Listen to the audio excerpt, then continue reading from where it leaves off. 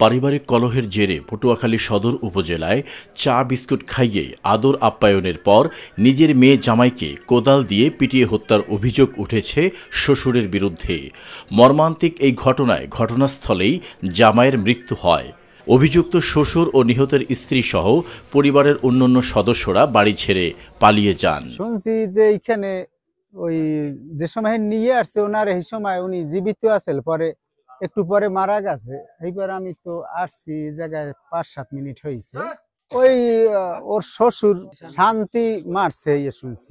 নিহত অভিনাশ চন্দ্র পটুয়াখালী সদর উপজেলার লাউকাঠি ইউনিয়নের ঢেউখালী গ্রামের বাসিন্দা। তিনি পেশায় একজন রাজমিস্ত্রি ছিলেন। শ্বশুরের সাথে কথা কাটাকাটির এক পর্যায়ে পরিস্থিতি চরম আকার ধারণ করলে শ্বশুর শান্তি চন্দ্রশীল ক্ষিপ্ত হয়ে মাটি কাটার কোদাল দিয়ে জামাই অভিনাশের মাথায় সজোরে আঘাত করেন। এতে ঘটনাস্থলেই জামাই মৃত্যুর কোলে ঢলে পড়েন। জামাই অভিনাশ চন্দ্রের মৃত্যু নিশ্চিত হওয়ার সঙ্গে সঙ্গেই অভিযুক্ত শ্বশুর শান্তি চন্দ্রশীল, অভিনাশের স্ত্রী মনিকা ও পরিবারের অন্যান্য সদস্যরা ঘটনাস্থল থেকে পালিয়ে যান।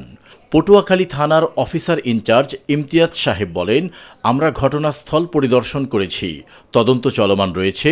তদন্ত শেষে প্রয়োজনীয় আইনানুগ ব্যবস্থা গ্রহণ করা হবে। স্থানীয়দের দাবি, এই নৃশংস হত্যাকাণ্ডে অভিযুক্তদের দ্রুত আইনের আওতায় এনে দৃষ্টান্তমূলক শাস্তি দিতে হবে। নিরপেক্ষ, সত্য প্রকাশে আপোষহীন।